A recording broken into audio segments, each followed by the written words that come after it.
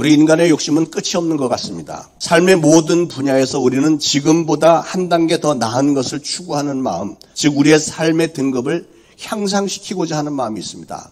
유식한 말로는 우리는 항상 업그레이드가 되기를 원하는 겁니다. 지금 세상은 얼마나 빠르게 변하는지 옛날에는 10년이면 강산도 변한다고 했는데 요즘은 하루에 변하는 양이 옛날에 10년 동안에 일어난 변화보다 더 많은 것 같지 않습니까? 또한 이런 무서운 변화 속도에 자극을 받아서 더욱 치열해진 이 경쟁 사회에서 업그레이드를 시키는 것이 얼마나 중요한 일인지, 업그레이드를 제때 하지 않으면 우리는 생존할 수도 없고 결국은 폭망할 수밖에 없는 겁니다. 이렇게 급속하게 변하는 세상을 볼 때 제 마음속에 떠오르는 생각은 세상이 이렇게 빨리 변해가고 우리는 그만큼 변화에 빨리빨리 적응을 해서 끊임없이 업그레이드를 시키면서 살아가고 있는데, 그렇다면 우리의 신앙은 어떤가 하는 겁니다. 사랑하는 여러분, 이 급변하는 세상에서 여러분은 여러분의 신앙을 얼마나 신실하게, 얼마나 충실하게 계속해서 업그레이드를 시키면서 살고 계십니까? 핸드폰은 2, 3년마다 계속 최신형으로 업그레이드를 하고 자동차, 컴퓨터 등 우리 육신의 삶은 끊임없이 업그레이드를 잘 해왔는데 신앙은 아직도 20년, 30년 전에 머물러 있으면서 이 정도면 됐지 뭐 하면서 우기면서 살고 있다? 넌센스 아니겠습니까? 여러분은 오늘 여러분의 신앙의 상태가 어느 수준이라고 생각을 하십니까? 생명이 있는 생명이 봄, 여름, 가을, 겨울, 세월이 시간이 꽤 지났는데도 전혀 변함이 없이 그 자리에 그냥 있다? 그건 살아있다고 말할 수 없겠죠. 신앙도 마찬가지입니다. 여러분의 진정 살아있는 신앙이라면 여러분의 신앙은 계속해서 자라야 됩니다. 계속해서 성장해서 가지가 뻗치고 잎이 무성해지고 꽃이 피고 열매를 맺고 그리고 재생산까지 해야 이게 진짜 살아있는 것 아니겠습니까? 신앙의 단계를 보면 먼저 유초등부 수준의 어린 신앙을 가진 초신자들이 있겠죠. 어린아이들은 어떻죠? 어린아이들은 순수하기는 한데 깊이 알지는 못합니다. 그렇기 때문에 자기를 위해서 달라고만 하고 인내하지를 못합니다. 자기 자리를 제대로 지키지 못하고 초점이 분명하지 않습니다. 그래서 앉았다 일어났다 왔다 갔다 상당히 산만하죠. 즉 어떤 사람은 설교를 듣는 자세를 보면 은혜를 받는 것 같고 정기 예배에도 열심히 잘 나옵니다. 그래서 야, 저 사람 좋은 일꾼이 될 모양이다 하고 기대를 걸었는데 조금 지나서 보니까 내가 언제 그랬냐 싶게 상당히 삐딱해지더니 또 언제부턴가는 안 보입니다. 전학 같대야. 그런데 왜 이런 일이 생길까요? 물론 사람들마다 사정이 다르겠습니다만 많은 경우에 그분들이 아직 신앙의 초보 단계에 있기 때문에 그렇습니다. 어떻게 해야 내 신앙이 업그레이드 될 수 있을까? 스스로 성장을 위한 노력은 하지 않으면서 주변 사람들이 칭찬 몇 번을 해줬다고 해서 아, 내 신앙은 이 정도면 충분하다 하면서 어느 틈에 교만에 빠져서요. 그런 자신의 마음에 들지 않는 모습이 눈에 띄면 다른 교회는 좀 낫지 않을까 해서 다른 교회 가보는 거죠. 그러나 여러분, 그런 교회는 있을 리가 없고요. 한번 그렇게 한 사람들은 보니까 대부분 평생 자리를 잡지 못하고 떠돌이 신앙인에 대해서 방황을 하더라고요. 그 다음엔 20대, 30대 청년 수준의 신앙인이 있습니다. 이제는 말씀도 좀 들어갔고 신앙의 열정도 있고 성취욕도 있습니다. 은혜를 받았던 적이 있고 뭔가 좀 이루어 보겠다고 하는 열정이 있습니다. 마치 사람이 처음 연애할 때 사랑에 빠지면 눈에 뵈는 것이 없어서 물불 가리지 않고 열심히 사랑을 하듯이 신앙의 첫사랑도 물불 가리지 않습니다. 그래서 교회 안에서 이 부서 저 부서 막 다 지원에 들어가서 온 교회 일을 혼자서 다 할 것처럼 열심히 합니다. 그러나 자기가 하려고 하는 어떤 일에 걸림돌을 만나면 금방 좌절을 하거나 열을 받아갖고 아니면 자기의 정의감을 동원해서 걸림돌이 되는 그 어떤 사람이라도 다 무찔러버리고 때로는 교회를 뒤집어 엎어버리는 일들까지도 마다하지 않는 청년기의 혈기신앙이라고 할 수 있겠어요. 그러나 그런 신앙도 더 성숙해져야 되지 않겠습니까? 여러분, 털 익은 수박은 맛도 없고 영양가도 없고 그거 잘못 먹으면 설사만 작작합니다. 저는 여러분 모두가 다 속히 성숙된 신앙인들로 업그레이드가 되시길 바랍니다. 직장 생활을 하는 분이 5년, 10년 회사를 다니는데 회사에서 승진도 안 시켜주고 월급도 안 올려준다? 그러면 심각한 거 아니에요, 이거? 그러면 대부분 사람들은 어떻게 하죠? 깜짝 놀라서 이거 안 되겠다고 자기 자신을 뭔가 좀 업그레이드를 시키려고 노력을 하지 않습니까? 사업을 하는 분들도 해가 바뀌면서 사업이 좀 번창하기를 원하는 마음에 어떤 변화를 주기 위해서, 즉 업그레이드를 시키려고 노력들을 하잖아요. 그거 하지 않으면 사업 성공 못합니다. 그런데 왜 신앙에 대해서만은 해가 바뀌고 세월이 지나도 여전히 초보 신앙 수준에 그대로 머물러 있는 것에 대해서, 또는 때로는 퇴보까지 하는 것에 대해서 전혀 안타까운 마음이 없을까요? 오늘 에베소 본문 11절에 보니까 그가 혹은 사도로 혹은 선지자로 혹은 복음 전하는 자로 혹은 목사와 교사로 주셨으니 이는 성도를 온전케 하며 봉사의 일을 하게 하며 그리스도의 몸을 세우게 하려 함이라 그랬습니다. 그러므로 하나님께서 저와 여러분을 모아서 초대신앙교회를 세우시고 우리 모두에게 직분을 주신 목적은 뭐냐? 그것은 예수 그리스도의 몸을 세우라고 그랬대요. 다시 말해서 교회를 세우라고 그런 거래요. 직분을 주신 이유가 주님의 몸된 교회를 세우라고 직분을 주셨다는 겁니다. 특히 목사의 직무 중에 하나는 오늘 그 본문에 보니까 성도를 온전케 하는 거라고 그랬어요. 모든 성도들을 영적으로 성장시키고 성도들을 하여금 봉사를 하게 만들고 그래서 예수 그리스도의 몸된 교회를 세워나가는 일꾼으로 만드는 것이 목사의 직분이랍니다. 그러므로 사랑하는 여러분, 저는 여러분의 담임 목사로서 제가 생각하고 계획하고 추진하는 모든 일들은 하나같이 다 여러분 한 분 한 분을 온전한 신앙인으로 성장시키고 오늘 본문에 나온 대로 봉사하게 만들고 예수 그리스도의 몸된 교회를 세우는 일에 여러분의 손길을 사용하도록 하기 위함입니다. 그게 저의 임무니까요. 저는 여러분들이 하나님을 사랑하는 마음은 말할 것도 없고 여러분의 시간과 재능과 재물을 바치는 여러분의 헌신과 봉사와 사역과 또 주의 종을 사랑하고 성도를 사랑하고 또 주님과 주님의 몸된 교회를 위해서 바치는 희생까지도 매일매일 조금씩 더 업그레이드가 되어지기를 간절히 바랍니다. 지난주일에 우리 교회는 앞으로 OMI, Online Ministries International 사역을 시작하겠다고 말씀을 드렸고요. 10월 한 달은 우리가 시작할 수 있는 준비기간으로 정했고 11월 달 들어가서는 본격적으로 출범하겠다고 말씀을 드렸습니다. 그러기 위해서 우리 교회 모든 사역들을 커리큘럼화를 시키고 그 커리큘럼에 맞춰서 하나씩 영상을 만들어서 올리는 작업을 하려고 합니다. 초신자 교육부터 시작해서 세례교육, 제자반 교육, 전도학교, 영어예배, 또 각 부서별로 영상 제작 등등 앞으로 해야 할 일이 산더미처럼 많아질 것입니다.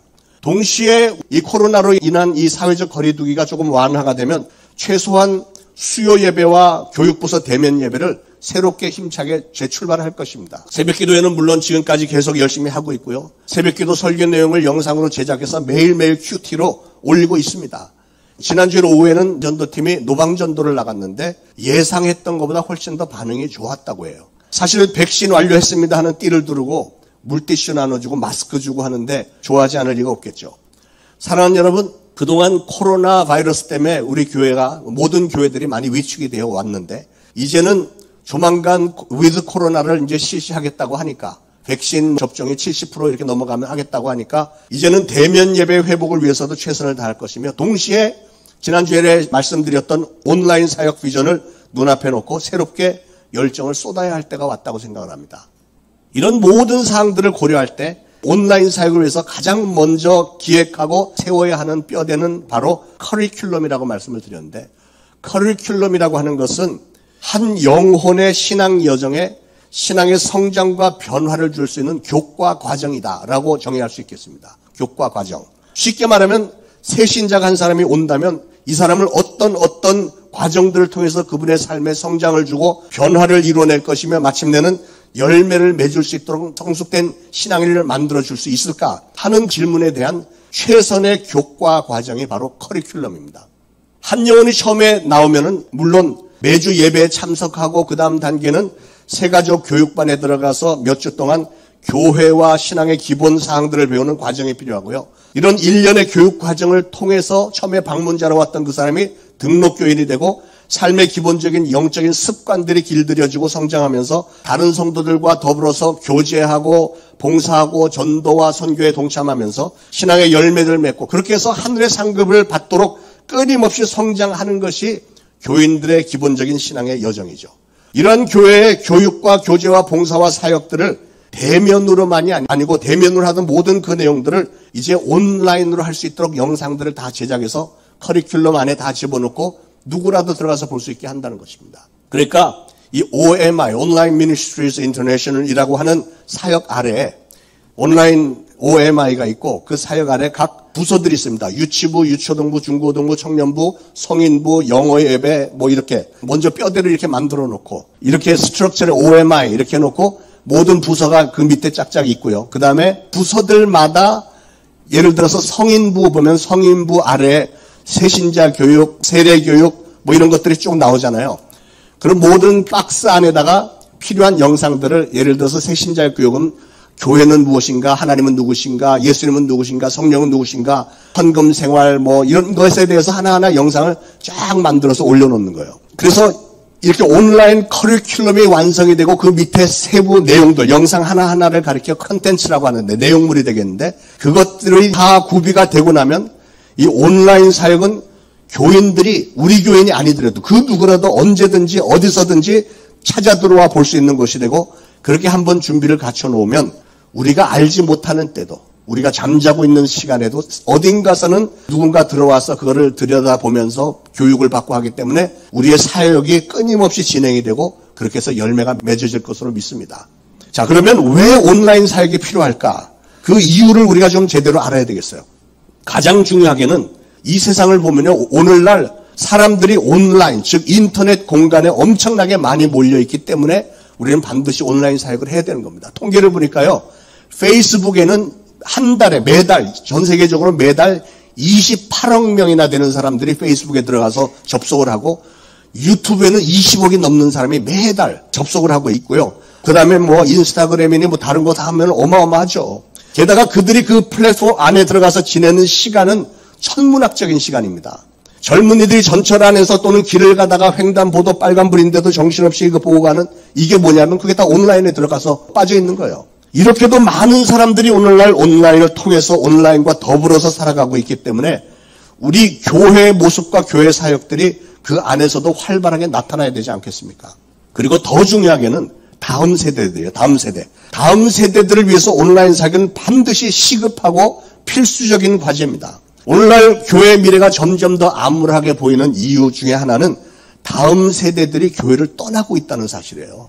교회에 대해서 별 관심이 없습니다. 그 다음 세대들은 그런데 어떤 세대들이냐? 주로 온라인에서 생활하는 세대들입니다. 이런 시점에서 온라인은 오늘날 교회와 젊은 세대들과 또 그 다음 세대들 사이에 너무나도 중요하고 필수적인 연결고리가 될 수 있는 겁니다. 특히 코로나 시대에 자라난 우리 아이들 보세요. 아이들은 이미 수업까지 비대면으로 하기 때문에 온라인과 오프라인이 자연스럽게 맞물리는 삶을 살고 있으며 앞으로는 점점 온라인의 비중이 오프라인의 비중보다 더 커져만 가지 절대로 줄어들지 않을 것입니다. 공부는 물론이고 친구들과의 관계, 취미활동, 모든 삶의 전반을 온라인으로 꾸려가고 있고요. 지금 이 세상에 새로운 것들이 막 나오잖아요. 인공지능, AI, Artificial Intelligence, 또 가상현실이라고 하는 거, VR, Virtual Reality, 그리고 Metaverse, 뭐 이런 모든 것들, 이런 시대로 막 급격하게 변하고 있는데 다시 말하면 이 세상이 디지털 인터넷 세상으로 급속하게 변화가 되고 있기 때문에 교회는 미래 사역의 발판으로 온라인 사역을 반드시 해야 됩니다. 필수 과목입니다. 사랑하는 여러분, 특히 집사 이상의 직분자 되신 분들, 이렇게 급변하는 세상에서도 우리 초대신앙교회가 진정한 교회가 되게, 우리가 드리는 예배가 진정한 예배가 될 수 있도록 또한 여러분 모두가 다 장차 하나님으로부터 상급을 받을 만한 신앙인들로 세워지기 위해서 앞으로 이런 모든 변화들에 대해서 여러분의 최선을 다해 주시기를 주님의 이름으로 부탁을 드립니다. 우리는 우리에게 주어진 모든 재능과 재물과 시간을 계속해서 업그레이드를 시켜가면서 사용을 해야 되고 또 사용을 하는 방법과 사용을 하는 대상도 업그레이드를 시켜야 됩니다. 여러분 한번 생각을 해보세요. 지난 일주일 동안 여러분은 여러분의 재물과 여러분의 재능과 시간을 어디에다가 얼만큼 썼습니까? 나는 내 재능과 내 시간과 내 돈을 지난 한 주간 동안 무엇을 위해서 썼지? 한번 생각을 해보시죠. 지난 일주일 동안 여러분은 여러분 자신이나 여러분 가족들을 위해서만이 아니고 하나님께서 특별히 기특하게 여기실 만한 다른 일에도 여러분의 시간과 재능과 재물을 쓰신 일이 있으신지요? 그리고 얼마나 그 일에 쓰셨는지요? 아무리 생각을 해봐도 나는 내 가족과 나를 위해서 쓴 것밖에는 없어. 만약에 그런 생각이 드시는 분이라면 오늘 말씀을 들으면서 꼭 업그레이드를 시켜야 되겠다 결단하시기 바랍니다. 그저 자기 자신의 일로만 그냥 지지고 볶고 자기를 위해서만 자기의 시간과 재능과 재물을 다 쓴다? 그건 컴퓨터로 말하면 286밖에 안 되는 거잖아요. 하나님이 여러분에게 맡기신 그것들을 보다 좀 더 폭넓게 하늘의 상급을 받을 만한 더 고귀한 가치와 보람이 있는 곳에 써야 되지 않겠습니까? 여러분 인간의 가치는 어떻게 평가가 됩니까? 좋은 차 타고 다니고 좋은 옷 입고 다니고 명품 백에 막 좋은 집에 최신 스마트폰 가지고 다녀야 그 사람의 가치가 높아집니까? 중요한 건 사람의 생각과 가치관과 그 사람의 신앙과 인격이 어떤가, 그의 삶의 모습이 어떠하며 인생의 발자취에 어떤 열매를 맺어놓고 가느냐, 이게 중요한 거 아니겠어요? 그의 삶의 모습이 어떠며 그가 남겨놓은 신앙의 작품이 무엇이냐, 하나님은 우리를 그런 걸로 평가를 하신다는 거 아니에요. 그러므로 사람이 자기의 시간과 재능과 재물을 어떤 일에 사용을 하는가, 그것이 계속해서 업그레이드가 되어질 때 사람은 더욱더 가치가 있는 인생을 살게 되는 줄 믿으시기 바랍니다. 사랑하는 여러분, 저는 특히 여러분의 신앙생활이 모든 측면에서 업그레이드가 되기를 바랍니다. 여러분의 집에서 성경 말씀을 읽고 묵상하고 교회 와서 예배하고 찬양드리고 기도하고 헌금하고 이런 모든 행위들을 작년, 재작년에 하던 것과 똑같은 수준으로 오늘도, 내년에도, 내후년에도 계속 그 수준에 머물러 있으면 되겠습니까? 이렇게 급변하는 세상에 살면서도 10년 전에 했던 아주 초보적이고 이기적인 신앙생활을 그대로 할 겁니까? 그건 아니잖아요. 생명이 있는 사람은 옛날하고 똑같아서는 안 됩니다. 신앙생활도 계속 업그레이드를 시켜야 됩니다. 여러분의 실질적인 삶 자체가 업그레이드가 돼야 되고요. 하나님은 거기에 대해서 축복도 그만큼 여러분이 업그레이드 한 거에 비례해서 주시겠다는 것 아닙니까? 사랑하는 여러분, 그렇게 업그레이드를 시키기 위해서는 여러분의 구체적인 계획과 결단과 실천이 따라야 됩니다. 여러분 마음을 단단히 먹고 이제 여러분 삶에 대한 분석부터 먼저 좀 해보시길 바랍니다. 내 신앙에 업그레이드 해야 될 부분이 어디일까? 믿음 부분일까? 아니면 사랑의 실천일까? 봉사 부분, 예배생활, 기도생활, 헌금생활, 전도활동, 선교, 내 생활에 어떤 부분이 업그레이드가 돼야 될까 하면서 여러분 나름대로 분석을 좀 하시고 그리고 결단하고 계획을 세우고 실천에 옮기심으로 한 단계 더 높은 차원으로 모두가 다 업그레이드가 되기를 바랍니다. 자, 그러면 우리는 어떤 수준까지 업그레이드가 되어야 될까요? 오늘 에베소 본문의 사도 바울은 범사에 그리스도에게까지 자랄지라 이랬습니다. 여기 보니까 범사라는 것은 in everything, 삶의 모든 부분에 예수 그리스도의 수준에 이르기까지 우리 자신을 업그레이드 시키래요. 물론 불가능한 일이지만 노력을 하라는 얘기입니다. 그러므로 사랑하는 여러분, 저는 여러분들 모두가 다 범사에, 여러분 신앙생활의 모든 측면에서 우리 구주 예수 그리스도의 장성한 분량이 충만한 데까지 우리도 그렇게 이르기를 노력하시기를 주님의 이름으로 축원합니다. 마지막으로 저는 사랑의 업그레이드에 대한 말씀을 전하려고 합니다. 사랑의 업그레이드. 요즘 이 세상에는 안타깝게도 사람을 살리는 일보다 죽이는 일들이 더 빈번한 것 같습니다. 전쟁과 테러와 질병과 사고와 자연재해, 환경오염 이런 것들로 수많은 사람들이 죽어가고 그게 다가 아니고 사람들의 마음이 각박해지고 강박해지면서 사람들의 마음에서 온유함과 긍휼함이 메말라가는 게 현저하게 보이지 않습니까? 인간관계가 죽어가고 가정이 죽어가고 경제가 죽어가고 수많은 기업들, 선박, 회사, 항공사들이 다 무너져가고 있고요. 정치적, 경제적, 군사적으로 우리나라가 언제 어떻게 될지 모르는 풍전등화격이 있습니다. 우리나라만이 아니고 전 세계에 얼마나 시끄럽습니까? 지금까지 이렇게 시끄러웠던 적이 없는 나라들마다 난리도 이런 난리들이 없어요. 그러다 보니까 수많은 사람들에게서 삶의 의욕과 인생에 성공하고자 하는 성취욕이나 열정들이 다 죽어가고 있는 것 같지 않습니까? 그런데 왜 이런 일들이 일어날까요? 이런 모든 일들을 다 분석을 해보면 그 원인의 제일 밑바닥에 가보면 결국은 뭐냐면 사랑이 메말랐기 때문에 그래요. 사랑. 국민들과 나라의 지도자들이 나라를 사랑하지 않고 국민들 사랑하지 않고 눈앞에 보이는 자기들의 권력과 자기들의 이익만 챙기기 때문에 나라가 죽어가고 있습니다. 나라가 이렇게 시끄러웠던 적이 있습니까? 회사도 똑같아요. 회사의 직원들과 회사의 지도자들이 회사와 회사 직원들을 사랑하지를 않고 각자가 자기 이익에만 눈이 어두워져 있기 때문에 회사들이 다 죽어가고 있는 거고요. 부모들이 가족들의 진정한 행복과 평안보다도 물질 문명, 부귀, 영화, 눈앞의 쾌락 이런 것만 쫓아다니니까 가정들이 죽어가고 있지 않습니까? 그런데 진짜 심각한 문제는 교회 안에서도 똑같은 일들이 일어나고 있다는 사실이죠. 교회 안에서 사랑의 수위가 위험선 이하로 그냥 내려가서 빨간 알람이 삑삑삑삑 막 시끄럽게 계속 울리고 있는 것 같습니다. 교회가 교회 되기 위해서도 교회 안에는 사랑이 넘쳐나야 됩니다. 성경의 가장 큰 주제는 사랑인데 그래서 예수님도 가장 큰 계명은 하나님을 사랑하고 이웃을 사랑하라고 하는 것인데 그런데 오늘날 교회에 사랑이 메말라 있다는 게 수많은 사람들의 한탄이지 않습니까? 사랑하는 여러분, 이제는 여러분의 사랑도 업그레이드를 시키시길 바랍니다. 먼저 사랑의 대상을 좀 업그레이드 시키길 바랍니다. 나 자신과 내 가족만 사랑하던 수준을 이제는 조금 더 업그레이드를 시켜서 물론 하나님을 사랑하고 이웃을 사랑하고 특히 가난하고 불쌍한 사람들, 나보다 어려운 사람들을 향해서 사랑의 대상을 조금 더 넓게 업그레이드를 시키시길 바랍니다. 그게 성경 말씀이잖아요. 특히 여러분의 교회를 사랑하시길 바랍니다. 성도들이 자기 자신만 사랑하고 교회를 사랑하지 않으면 교회는 죽을 수밖에 없습니다. 그러면 우리는 교회에 대한 사랑을 어떻게 업그레이드를 시켜야 될까? 첫 번째, 교회는 사랑의 공동체라는 사실을 생각을 하고 교회를 사랑해야 됩니다. 어떤 사람은 우리 교회는 사랑이 없어요. 뭐 이런 사람이 있어요. 우리 교회 말고 다른 교회 얘기인데.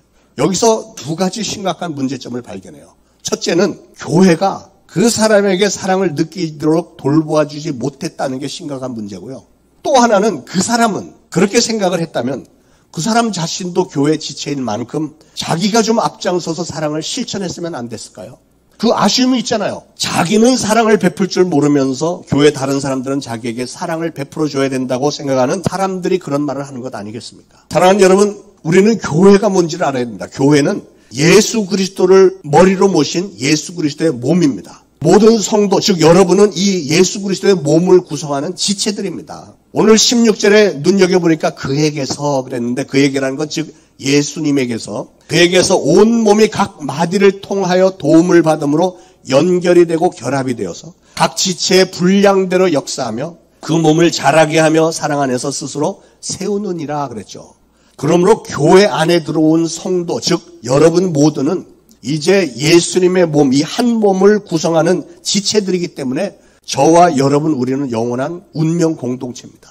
영적으로는 우리는 한 몸입니다. 하나입니다. 영적으로 한 몸이 된 우리 성도들은 그러므로 밉든 곱든 서로 사랑해야 됩니다. 한 몸에 지체된 우리 성도들이 서로 사랑하지 않고 저마다 자기가 잘났다, 내가 최고다라고 해야 되면 어떻게 되겠습니까? 손가락이 저마다 잘났다고 했대잖아요. 엄지손가락이 내가 엄지손가락이니까 내가 왕이야.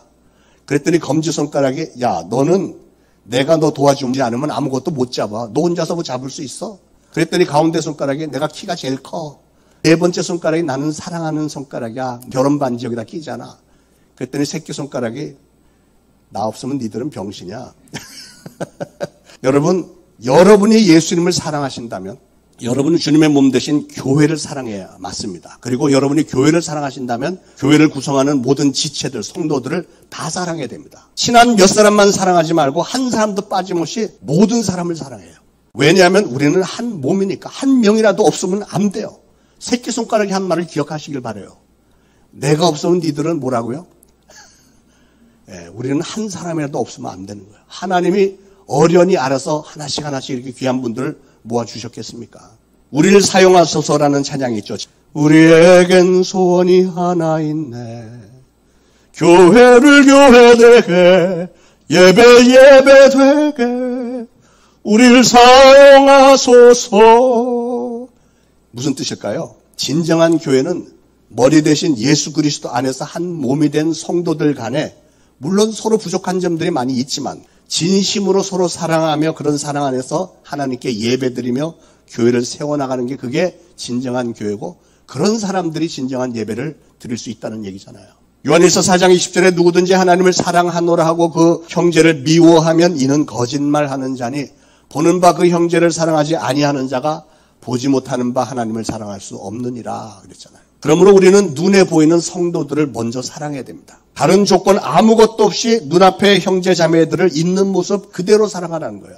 하나님이 우리 교회를 사랑의 공동체로 묶어주셨고 이 자리에 모이게 해주신 가장 큰 이유는 바로 서로 사랑하라는 거잖아요. 그런데 우리는 보면 사람을 부분해서 사랑하는 경향이 좀 있습니다. 이 사람은 내게 늘 친절하니까 내가 특별히 사랑하고 저 사람은 내가 어떤 의견을 했더니 반대 의견을 냈었어. 그래서 내가 사랑할 수 없어? 뭐 이런 사람들 종종 있잖아요. 만약에 그런 이유로 우리가 서로 사랑할 수 없다면 하나님도 우리 중 그 누구를 사랑할 수 있겠습니까? 우리가 뭐 하나님 보시기에 뭘 그렇게 대단히 사랑스럽겠습니까? 맨날 하나님께 등 돌리고 하나님이 하지 말라는 거 뻔질나게 해야 되는데요. 그런 우리를 위해서 예수님은 목숨까지 내주셨는데요. 그런 우리가 누구예요? 예수님을 비난했고 조롱했고 침을 뱉었고 채찍질했고 예수님을 십자가에 못 박아 죽인 우리를 위해서 예수님은 목숨까지 내주셨지 않습니까? 여러분, 도저히 사랑하지 못할 어떤 이유가 설령 있다고 할지라도 하나님은 우리에게도 그럼에도 불구하고 사랑하래요. 사랑을 좀 업그레이드를 시켜라. 그게 바로 우리 교회를 향한 하나님의 간절한 소원이랍니다. 여러분, 하나님의 그 간절한 소원, 우리 초대신앙교회 성도님들은 꼭 좀 들어드리면 좋겠습니다. 아멘 좀 크게 하면 좋겠습니다.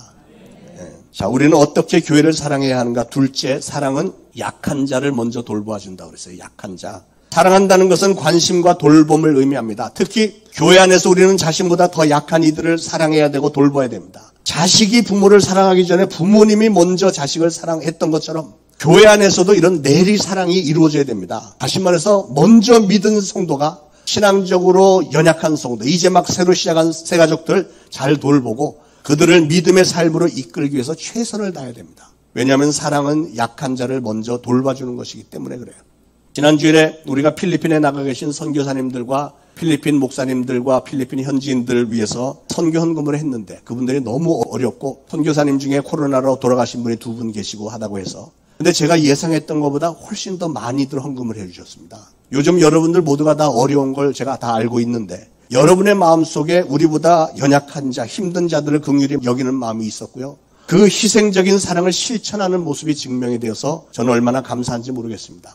오늘까지 들어온 선교헌금해서 그분들에게 전달을 해드릴 생각인데 그분들이 얼마나 많은 위로를 받을까 생각하니까 제가 가슴이 많이 두근거립니다. 여러분도 두근거리시죠? 세 번째로 사랑은 화평케 한다 그랬습니다. 화평케. 교회 안에는 화평이 있어야 돼요. 제가 목회를 해보니까 교회 안에 화평이라는 게 얼마나 중요한지 모르겠어요. 교회가 정말 사랑으로 화평해야 되는데 교회의 화평을 깨뜨리는 사람을 보면 그 사람도 사랑을 해야 되지만 제가 속상해요. 교회가 계속 화평하면 참 좋겠는데.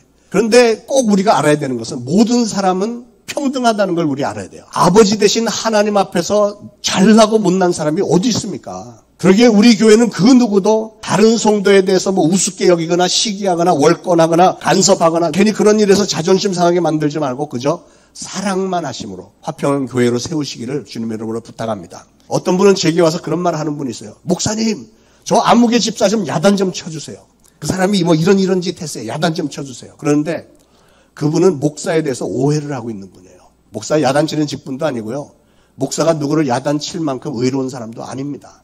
심판은 나중에 하나님이 알아서 다 하실 것이고 하나님은 우리에게 내가 너희를 사랑한 것처럼 너희도 서로 사랑하라. 그 말씀만 하셨잖아요. 그러면 사랑하는 여러분, 교회는 사랑만 하는 곳입니다. 교회는 옳고 그러는 거 따지는 게 아니고 그거는 저 법정에 가서 하는 거고요. 성도들을 비판하고 심판하고 정죄하는 곳이 아닙니다. 교회는. 그건 우리의 몫이 아니고 하나님의 몫이라고 제가 늘 말씀드렸잖아요. 교회는 사랑과 용서와 긍휼을 베푸는 것이 교회입니다. 서로의 잘못을 가려주고 덮어주고 품어주고 그 대가를 오히려 가능하면 내가 대신 지불해 주는 거. 이게 예수님이 우리에게 보여주신 업그레이드 사랑 아닙니까? 앞으로 우리 교회는 그렇게 수많은 분들의 희생을 통해서 화평한 교회가 되기를 간절히 소원합니다. 네 번째로 사랑의 힘은 교회를 변화시킵니다.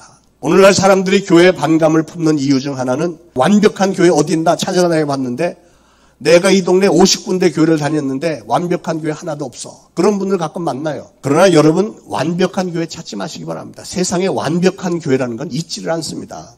그런 교회는 있지도 않을 뿐 아니라 설령 있다고 해서 여러분이 찾아낸다 해도 여러분이 그 교회 교인이 되는 순간 그 완벽함 깨지지 않겠어요?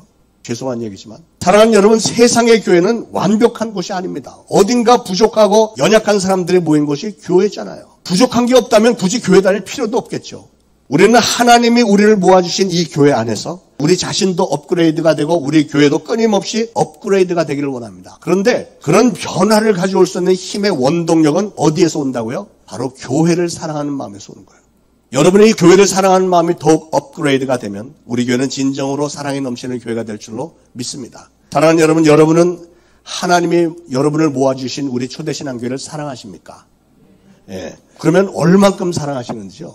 다 사랑하시죠. 그런데 얼만큼 사랑하시느냐가 중요하잖아요. 여러분이 교회를 사랑할 때, 즉 교회에 모아주신 지체들, 성도들 한 분 한 분을 진심으로 사랑할 때 그때부터 진정한 교회 부흥이 시작되는 거고요. 그렇게만 되면 여러분의 가정에도 위로와 평강이 되찾아올 것이고 나아가서는 놀랍게도 교회가 그렇게 평안해지고 부흥이 되고 하면 여러분의 생업이 살아나고요. 이 지역의 교회들마다 그런 성도들이 많아질 때 이 지역사회가 그리고 한 걸음 더 나아가서는 이 나라와 전 세계가 다시 살아나는 역사가 일어나게 될 줄 믿으시기를 축원합니다.